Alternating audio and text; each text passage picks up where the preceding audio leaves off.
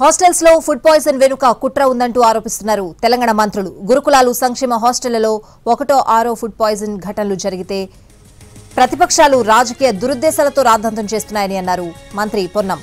రేపటి నుంచి గురుకులాల సందర్శన కార్యక్రమాన్ని చేపడతామనడం సరికాదని అన్నారు.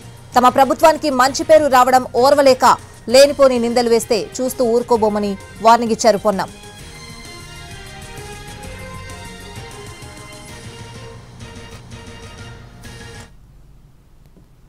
రేపటి నుంచి ఏదో గురుకులాల సందర్శనాన్ని పెట్టినారని తెలుస్తా ఉన్నది. ఇక్కడ బలహీన వర్గాల శాఖ మంత్రిగా వాటన్నిటినీ సవరించే ప్రయత్నం చేస్తూ ఉన్నా. ఒక ప్రతిపక్షంగా నిజంగా మీకు ఒకవేళ ఆలోచన ఉంటే, ఎక్కడైనా పొరపాట్లు జరుగుతున్నాయి అనుకుంటే, ముందు ప్రతిపక్ష పార్టీగా అధికారంలో ఉన్నటువంటి మంత్రిగా కానీ నాకు కానీ అధికారులకు కానీ ఒక విజ్ఞాపన పత్రాలు ఇవ్వండి. ఏం లేకుండా పోయి హాస్టళ్ల దగ్గరకు పోయి రాజకీయం చేయాలి, రాద్ధాంతం చేయాలని చూస్తే ఎవరు చూస్తూ ఊరుకోరు. ఫుడ్ సేఫ్టీ అధికారులుగా నిన్న కమిటీ చేయడం జరిగింది. ఎక్కడైనా అటువంటి అంశం సంఘటన జరిగితే అక్కడ ఆ బాధ్యత గల అధికారి దాన్ని పర్యవేక్షించాలని అధికారి బాధ్యుడైతాడు, తగిన చర్యలు తీసుకు. తమ ప్రభుత్వంపై పనిగట్టుకుని బీఆర్ఎస్ దుష్ప్రచారం చేస్తోందని అన్నారు మంత్రి కొండా సురేఖ. గురుకుల విద్యార్థిని మృతిని రాజకీయ లబ్ధి కోసం వాడుకునే ప్రయత్నం చేస్తోందని అన్నారు. ప్రజల్లో అపోహలు కల్పించేందుకు కేటీఆర్ ప్రయత్నిస్తున్నారని ఆరోపించారు కొండా.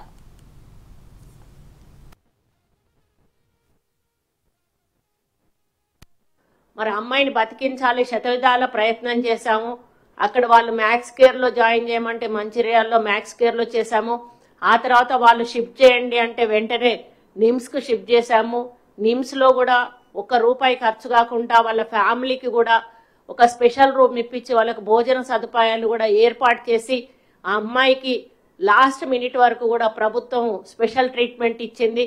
కానీ దురదృష్టవశాత్తు ఆ అమ్మాయి చనిపోవడం బాధాకరమే. దానికి మేము బాధను వ్యక్తం చేస్తా ఉన్నాం. అటువంటి విద్యార్థులను మీరు రాజకీయం చేయడం కంటే మరి మీ పార్టీ తరఫున మీరు ఏం ఆదుకున్నారు? మీరు వెళ్ళి ఏదైనా ఆదుకున్నారా?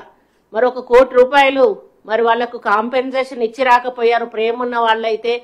దీన్ని రాజకీయం చేయడం అనేది చాలా దురదృష్టకరం. ఎందుకంటే దీని వెనకాల ఒక అదృశ్య హస్తం ఏదో పనిచేస్తున్నది అనేది మా యొక్క అనుమానం. ఇంకా కేటీఆర్ సైకోరావు ఏమంటాడు అంటే, చూస్తూ ఊరుకోను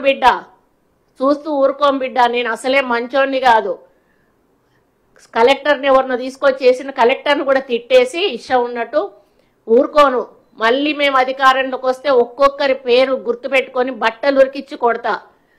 ఇంకా సిగ్గు రాలేదా మీకు? మిమ్మల్ని అని ప్రజలు తిరస్కరించి. హాస్టల్ ఉద్యోగుల్లో కొంతమందికి బీఆర్ఎస్ నేతలతో సంబంధాలున్నాయని అన్నారు మంత్రి సీతక్క. దీంతో రాజకీయం కోసం పిల్లల్ని బలి చేసేందుకు బీఆర్ఎస్ కుట్ర చేస్తోందని ఆరోపించారు ఆమె.